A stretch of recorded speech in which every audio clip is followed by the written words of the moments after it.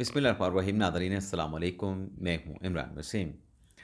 नाज़रीन, इस प्रोग्राम में एक तो आपको ये बताएंगे कि chief justice of Pakistan justice Yahya Afridi से जो साबिक़ चीफ़ जस्टिस उमरता बंदयाल की जो मुलाकात हुई, इस मुलाकात में क्या मुकालमे हुए, एक तो इस खबर की डिटेल आपके साथ हम शेयर करेंगे। दूसरी खबर इमरान खान के हवाले से है। इमरान खान के लिए 2 ऑप्शंस हैं और जल्द फैसले का इम्कान भी ज़ाहिर किया जा रहा है, इस पर भी हम बात करेंगे। इसके अलावा नाज़रीन, यूट्यूबर की हरकत का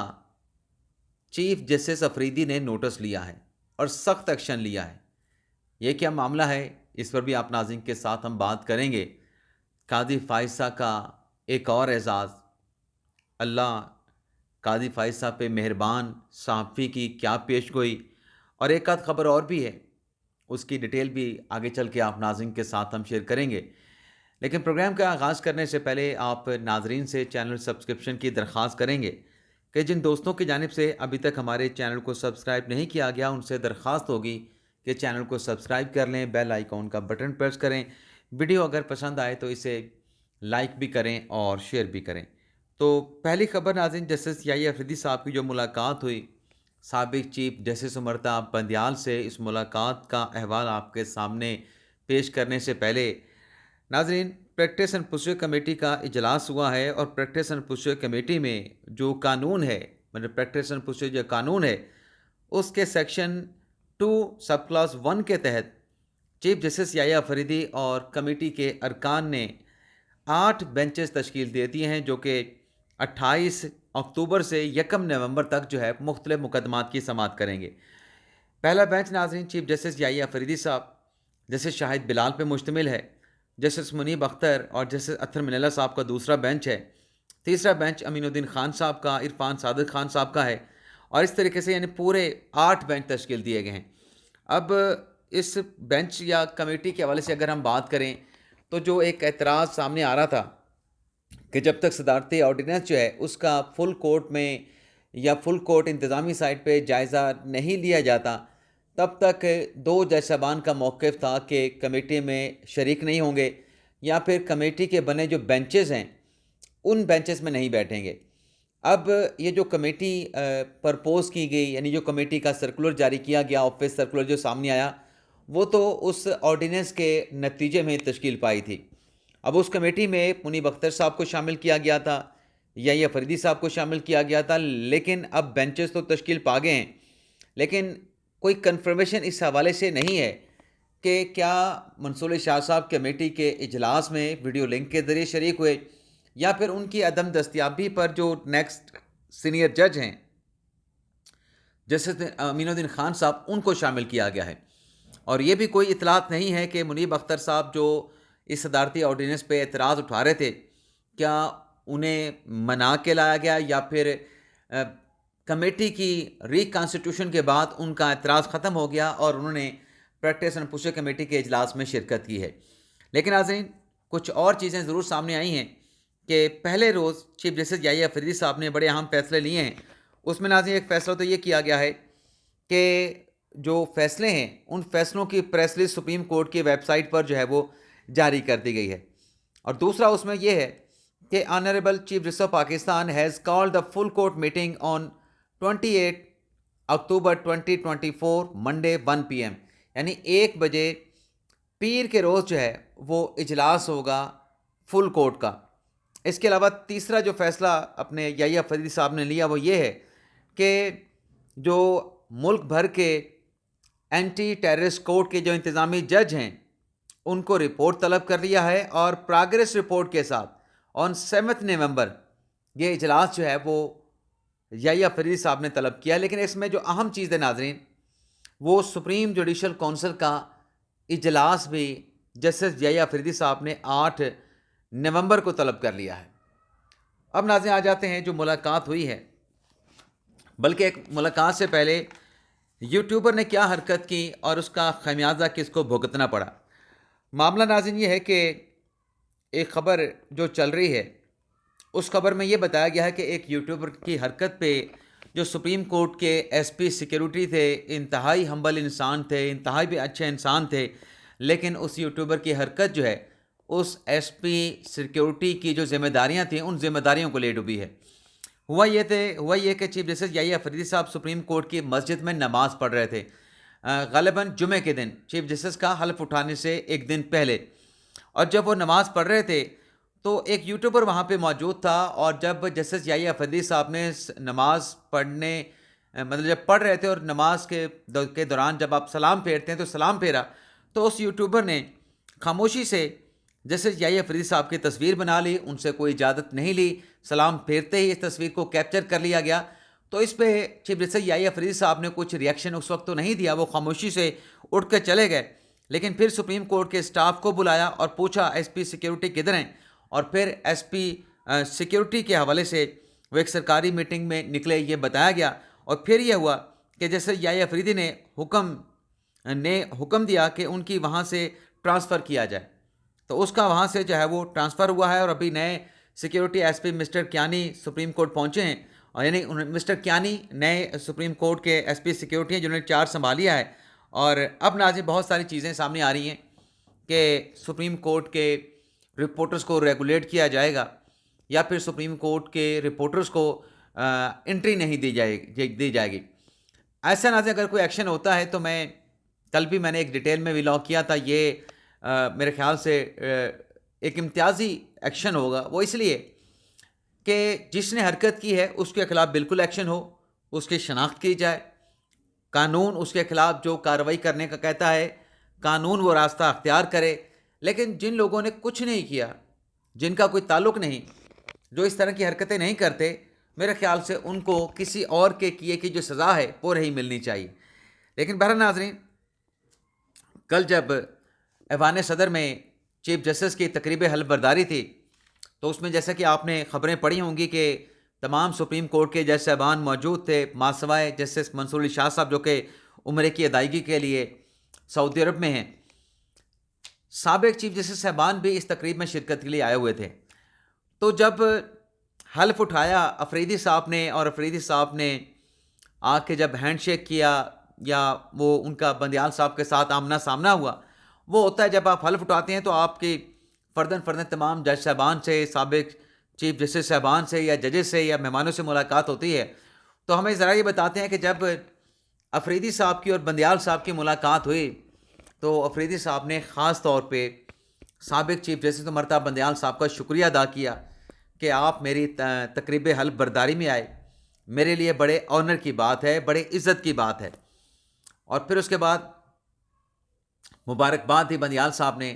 اس پہ شکریہ ادا کیا، اور پھر ہمیں ذرا یہ بتاتے ہیں کہ بندیال صاحب نے یحییٰ افریدی صاحب سے کہا کہ آپ اس سپریم کورٹ کے ادارے کی جو رسپیکٹ ہے، جو آنر ہے، جو ڈگنیٹی ہے، جو سینٹیٹی ہے، اس کو بحال کریں۔ یعنی سابق چیف جسٹس مرتضیٰ بندیال صاحب نئے آنے والے چیف جسٹس سے کہہ رہے تھے کہ آپ اس ادارے کی ساکھ کو بحال کریں۔ اب یہ جو ساکھ کو بحال کرنے والا معاملہ ہے، بندیال صاحب کے دور میں کیا ہوتا رہا، کیا چیزیں چلتی رہیں، کیا اختلافات تھے، جو اختلافات کی ہم بات کرتے ہیں، کس دور سے یہ چلے اور پھر یہ کہاں تک جا کے پہنچے، اس میں بحث میں جائے بغیر جب یہ حلف برداری کی تقریب سے واپس آئے افریدی صاحب، تو پھر اس کے بعد افریدی صاحب کیونکہ پہلی تقریر میں کہہ چکے تھے جو انہوں نے قاضی فیصل صاحب کی اپنے فل کورٹ اعزاز میں منعقد کیے ریفرنس میں کہا تھا کہ ججز کی ڈگنیٹی اور جو جج چترال تک بھی بیٹھا ہے اس کی عزت بھی بحال کی جائے گی، لیکن ساتھ میں انہوں نے یہ بھی کہا کہ جو اختیارات کی تقسیم کا جو اصول ہے اس پر عمل درآمد کیا جائے گا۔ تو یہ ملاقات کا مختصر احوال بھی آپ کے ساتھ ہم نے شیئر کیا، لیکن ناظرین آ جاتے ہیں جو عمران خان صاحب کو آپشن دیے گئے ہیں۔ خبریں ناظرین یہ چل رہی ہیں، ممتاز بھٹی صاحب کی رپورٹ ہے، انہوں نے ولاگ کیا اپنا خود اپنے یوٹیوب چینل پہ، جس میں وہ یہ بتاتے ہیں کہ عمران خان صاحب کے لیے اب دو آپشن ہیں۔ جو حالات چل رہے ہیں، جو حالات حاضرہ ہیں، جو چیزیں تیزی کے ساتھ آگے بڑھ رہی ہیں لیکن نظروں سے اونجھل ہیں، یعنی جو بیک ڈور ڈپلومیسی ہے یا جو پس پردہ چیزیں چل رہی ہوتی ہیں، یعنی ایک خبر تو وہ ہے جو آپ دیکھ رہے ہیں، آپ سن رہے ہیں، اصل خبر ہوتی ہے جو پردے کے پیچھے ہوتی ہے. تو ممتاز بھٹی صاحب یہ کہتے ہیں کہ عمران خان صاحب کو 2 آپشن دیے گئے ہیں، اور 2 آپشن میں ایک آپشن یہ ہے کہ ایک تو عمران خان صاحب نے اگلے چند دنوں یا ہفتوں میں یہ فیصلہ کرنا ہے. مطلب دو آپشن جن کی میں بات کر رہا ہوں. ایک آپشن تو یہ ہے کہ انہوں نے اپنی سیاسی مستقبل کو دیکھنا ہے، یا پھر انہوں نے فیض کے ساتھ جانا ہے. جو بھی فیصلہ کرنا ہے، ممتاز بھٹی صاحب کی رپورٹ کے مطابق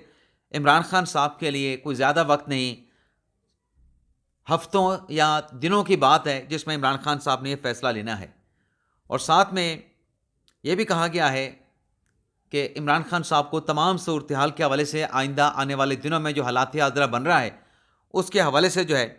خان صاحب کو مکمل طور پہ آگاہ کر دیا گیا. فیصلہ عمران خان کا ہے کہ وہ سیاسی مستقبل کے حوالے سے فیصلہ کرتے ہیں یا پھر فیض حمید کے ساتھ جانے کا فیصلہ کرتے ہیں. اب اس معاملے کا پس منظر کیا ہے؟ وہ یہ ہے کہ فیض حمید صاحب نے کا جو کورٹ مارشل چل رہا ہے، اس پہ جو انکوائری چل رہی ہے، اس میں کہیں نہ کہیں عمران خان کا نام جو ہے وہ جڑتا ہے. کڑیاں ایسی بنتی ہیں کہ عمران خان صاحب کا اس کے ساتھ تعلق بن جاتا ہے.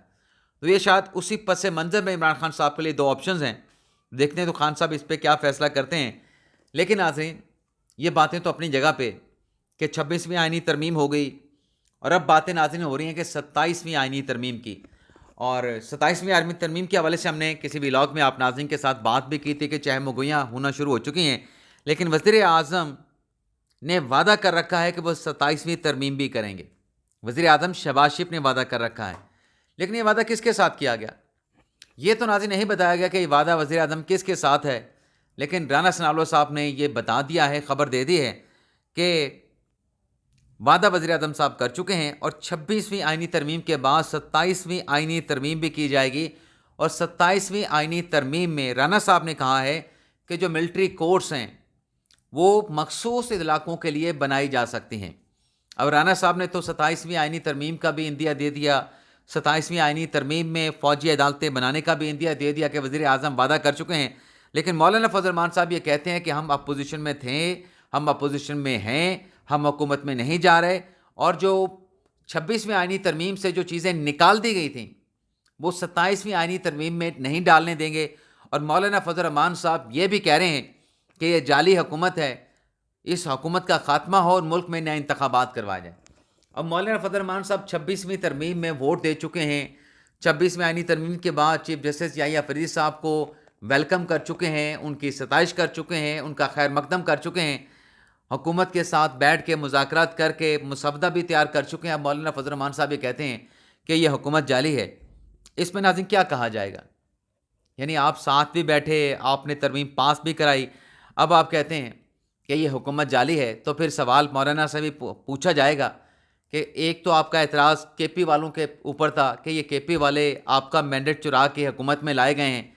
ان کو جتوایا گیا ہے، آپ کو ہروایا گیا ہے، ان کے ساتھ آپ میٹنگز کرتے ہیں، اور پھر آپ حکومت کے ساتھ بیٹھ کے 26ویں آئینی ترمیم کا مسودہ بھی بناتے ہیں، اس 26ویں آئینی ترمیم کے لیے ووٹ بھی کرتے ہیں، اور جب 26ویں آئینی ترمیم پاس ہو جاتی ہے تب آپ اس حکومت کو جعلی ہونے کا طعنہ بھی دیتے ہیں. تو مولانا صاحب کی کون سی بات کو مانا جائے؟ یہ سوال ناظرین اٹھ سکتا ہے. اس کے علاوہ ناظرین، قاضی فائصہ صاحب جو کل اپنے عہدے سے ریٹائر ہوئے تھے، اب ناظرین عہدے سے ریٹائر ہونے کے بعد ہوا یہ ہے کہ قاضی فائصہ صاحب بیرون ملک روانہ ہو گئے ہیں. لیکن جو خبریں آ رہی ہیں، پہلے تو میں آپ کے ساتھ کچھ اور خبریں شیئر کر لوں. ایک تو یہ ہے کہ قاضی فائصہ صاحب لندن جائیں گے، بذریعہ ترکی انہوں نے جانا ہے، اور پھر وہاں سے ان کی ہمشیرہ بیمار ہے غالباً ترکی میں، اگر میں غلط نہیں، وہاں پہ ان کی عیادت کے لیے جائیں گے، اور پھر ترکی سے واپسی پر وہ اپنی اہلیہ کے ساتھ عمرہ کریں گے، عمرہ ادا کریں گے، مکہ جائیں گے، مدینہ جائیں گے، پھر وہاں سے ان کی جو میری تے اطلاع ہے ان کی پاکستان میں واپسی ہوگی. غالباً 1.5-2 مہینے لگ سکتے ہیں اس سارے پروسیس میں. لیکن ایک ویڈیو سوشل میڈیا پہ چل رہی ہے جس میں آپ دیکھ سکتے ہیں کہ کل جو میاں عقیل افضل صاحب میرے بلاگ میں کہہ رہے تھے کہ جو سیکیورٹی اسٹاف ہے چیف جسٹس قاضی فائصہ کا، ان سے جب میاں عقیل افضل کی بات ہوئی، انہوں نے کہا کہ یہ درویش صفت انسان ہے، درویش طبیعت انسان ہے. لیکن جو سوشل میڈیا پہ ویڈیو وائرل ہو رہی ہے، میرے خیال سے اس نے ثبوت دے دیا کہ قاضی فائز عیسیٰ واقعی درویش طبیعت انسان ہے، درویش صفت انسان ہے، جس میں وہ اکانومی کلاس میں بیٹھ کے سفر کر رہے ہیں اپنی اہلیہ کے ساتھ، اور عام لوگوں کی طرح جا رہے ہیں۔ لیکن جو ان پہ اللہ تعالیٰ مہربان ہوا ہے، تو خبر ناظرین برطانیہ سے یہ آئی ہے کہ جو برطانیہ کی قدیم قانونی درسگاہ ہے مڈل ٹیمپل، اس میں ان کے اعزاز میں منعقدہ تقریب میں شرکت کے لیے جو ہے وہ قاضی فائصہ وہاں پہ گئے ہیں، اور قاضی فائصہ کو یہ اعزاز حاصل ہے کہ وہ پاکستان کی پہلی شخصیت ہیں جنہیں مڈل ٹیمپل میں بطور بینچر منتخب کیا گیا ہے۔ یہ ناظر عبدالقیوم صدیقی صاحب کی خبر ہے، لیکن کچھ ساتھیوں کی طرف سے، کچھ فالورز کی طرف سے یہ پیغام مجھے آلریڈی بھیجا گیا تھا کہ یہ بات درست نہیں ہے کہ قاضی فائصہ پاکستان کی پہلی شخصیت ہیں جو مڈل ٹیمپل میں بطور بینچر منتخب ہوئی ہیں۔ اس سے پہلے مجھے بتایا گیا کہ جسٹس عائشہ ملک صاحبہ بھی 2022 میں بینچر منتخب ان کو کیا گیا تھا۔ لیکن بہرحال اس رپورٹ کے مطابق جو کہ قیوم صدیقی صاحب نے رپورٹ کی ہے کہ سابق چیف جسٹس قاضی فائصہ کو اس سال مئی میں تقریب میں شرکت کی دعوت دی گئی تھی مڈل ٹیمپل درسگاہ کی طرف سے، یونیورسٹی کی طرف سے، لیکن قاضی فائصہ نے، اچھا وہ درسگاہ لکھا ہوا ہے، میں اس کو یونیورسٹی نہیں کہوں گا، تو قاضی فائصہ نے اس عظیم قانونی درسگاہ سے قانون کی تعلیم حاصل کی تھی۔ ان کے والد قاضی عیسیٰ بھی مڈل ٹیمپل کے گریجویٹ تھے۔ قاضی فائز عیسیٰ نے مڈل ٹیمپل کی انتظامیہ کو لکھا تھا کہ وہ 25 اکتوبر کو اپنی ریٹائرمنٹ کے بعد ہی اس جو بھی ایونٹ تھا اس میں شرکت کر سکتے ہیں، جس پر ان کے اعزاز میں جو تقریب ہے وہ 29 اکتوبر کو مقرر کی گئی تھی، یعنی قاضی صاحب کے اعزاز میں یہ تقریب جو ہے یہ مڈل ٹیمپل درسگاہ میں جو ہے وہ منعقد کی گئی ہے۔ مڈل ٹیمپل لندن کی 4 تاریخی اور معتبر قانونی اداروں میں سے ایک ہے جنہیں انز آف کورٹ کہا جاتا ہے۔ ان اداروں میں قانون کے طلباء کو تربیت دی جاتی ہے اور وکالت میں داخلے کے لیے لائسنس بھی دیا جاتا ہے۔ مڈل ٹیمپل کی بنیاد 14ویں صدی میں رکھی گئی تھی، اور یہ صدیوں سے برطانوی قانون کے مرکز میں ایک اہم مقام جو ہے وہ رکھتی ہے، اور یہ ادارہ وکلاء کو بار میں شمولیت کے لیے تربیت اور لائسنس فراہم کرتا ہے۔ اس کے ممبران میں نہ صرف برطانوی بلکہ عالمی سطح پر کئی اہم قانونی شخصیات بھی شامل رہی ہیں۔ تو یہ تھا ناظرین آج کا ہمارا ویلاگ۔ آپ سے اجازت چاہتے ہیں، اللہ تعالی ہم سب کا حامی ناصر، اپنی دعاؤں میں یاد رکھیے گا۔ اللہ حافظ۔